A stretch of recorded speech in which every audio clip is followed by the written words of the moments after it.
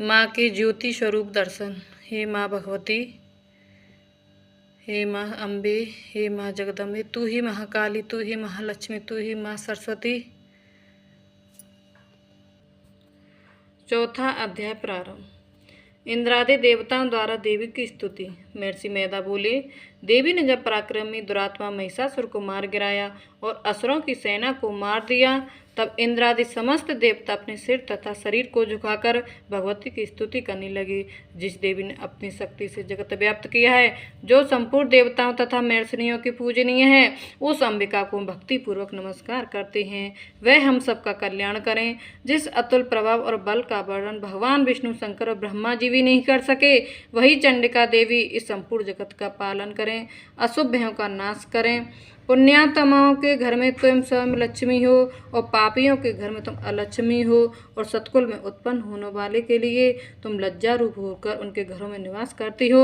हम उस दुर्गा भगवती को नमस्कार करते हैं। हे देवी, इस विश्व का पालन करो। हे देवी, हम तुम्हारे अचिंत्य रूप का किस प्रकार वर्णन करें। असुरों के नाश करने वाले भारी पराक्रम तथा समस्त देवताओं और दैत्यों के विषय में जो तुम्हारे पवित्र चरित्र हैं, उनको हम किस प्रकार वर्णन करें। हे देवी, त्रिगुणात्मिका होने पर भी तुम संपूर्ण जगत की उत्पत्ति का कारण हो। हे देवी, भगवान विष्णु, शंकर आदि किसी भी देवता ने तुम्हारा पार नहीं पाया है। तुम सबकी आश्रय हो। यह संपूर्ण जगत तुम्हारा ही अंश रूप है, क्योंकि तुम सबकी आदिभूत प्रकृति हो। हे देवी, तुम्हारे जिस नाम के उच्चारण से संपूर्ण यज्ञों में सब देवता तृप्ति लाभ करते हैं, वह स्वाहा तुम ही हो। इसके अतिरिक्त तुम पितरों की तृप्ति का कारण हो, इसलिए सब आपको स्वदा कहते हैं। हे देवी, वह विद्या जो मोक्ष की देने वाली है, जो अचिंत्य महाज्ञान स्वरूप है, तत्वों के सार को बस में करने वाले, संपूर्ण दोषों को दूर करने वाले, मोक्ष की इच्छा वाले मुनिजन जिसका अभ्यास करते हैं, वह तुम ही हो।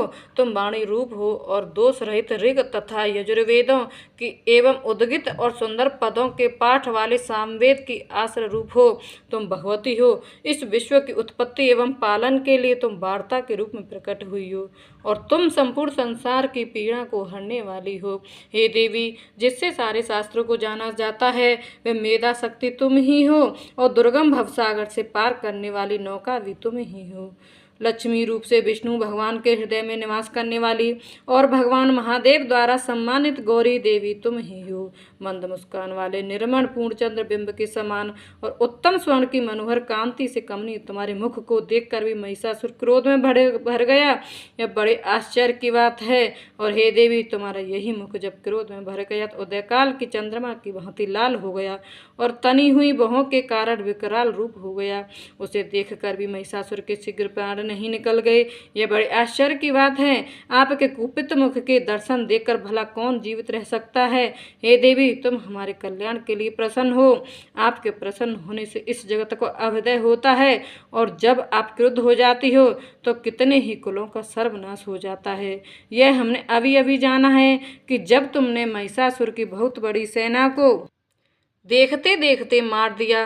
हे देवी, सदा अभुदय प्रताप देने वाली तुम जिस पर प्रसन्न हो जाती हो, वही देश में सम्मानित होते हैं। उनके धन और यश की वृद्धि होती है। उनका धर्म कभी स्थिर नहीं होता है, और उनके यहाँ अधिक पुत्र पुत्रियां नौकर होते हैं। हे देवी, तुम्हारी कृपा से ही धर्मात्मा पुरुष प्रतिदिन श्रद्धापूर्वक यज्ञ करता है और धर्मानुकूल आचरण करता है।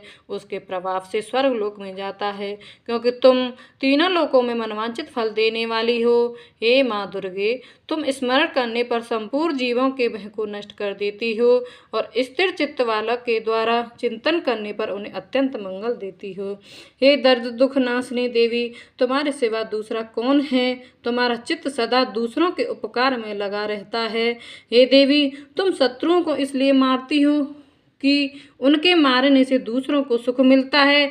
वे चाहे नरक में जाने के लिए चिरकाल तक पाप करते रहे हों, किंतु तुम्हारे साथ युद्ध करके सीधे स्वर्ग को जाएं, इसलिए तुम उनका वध करती हो। हे देवी, क्या तुम दृष्टिपात मात्र से समस्त असुरों को भस्म नहीं कर सकती? अवश्य ही कर सकती हो, किंतु तुम्हारा शत्रुओं को शस्त्रों के द्वारा मारना इसलिए है कि शस्त्रों के द्वारा मरकर वे स्वर्ग को जाएं।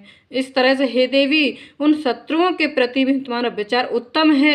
हे देवी, तुम्हारे उग्र की खड़ग की चमक से और त्रिशूल की नोक की कांति की किरणों से असुरों की आंखें फूट नहीं गईं। उसका कारण यह था कि किरणों से शोभामान तुम्हारे चंद्रमा के समान आनंद प्रदान करने वाले सुंदर मुख को देख रहे थे। हे देवी, तुम्हारा शील बुरे वृत्तांत को दूर करने वाला है और सबसे अधिक तुम्हारा रूप है, जो ना तो कभी चिंतन में आ सकता है और ना जिसकी दूसरों से कभी तुलना हो सकती है। तुम्हारा बल व पराक्रम शत्रुओं को नाश करने वाला है। इस तरह तुमने शत्रुओं पर भी दया प्रकट की है। हे देवी, तुम्हारे बल के किसके साथ बराबरी की जा सकती है तथा शत्रुओं को बह देने वाला इतना सुंदर रूप भी किसका है। हृदय में कृपा और युद्ध में निष्ठुरता, ये दोनों बातों तीनों लोकों में केवल तुम्ही में देखने में आई हैं। हे माता, युद्ध भूमि में शत्रुओं को मारकर तुमने उन्हें स्वर्ग लोक में पहुंचाया है। इस तरह तीनों लोकों की तुमने रक्षा की है तथा उन्मत्त असुरों में जो हमें बहता उसको भी तुमने दूर किया है। तुमको हमारा नमस्कार है। हे देवी, तुम शूल तथा खड्ग से हमारी रक्षा करो तथा घंटे की ध्वनि और धनुष की टंकोर से भी हमारी रक्षा करो। हे चंडके, आप अपने शूल को घुमाकर पूर्व, पश्चिम, उत्तर तथा दक्षिण दिशाओं में हमारी रक्षा करो।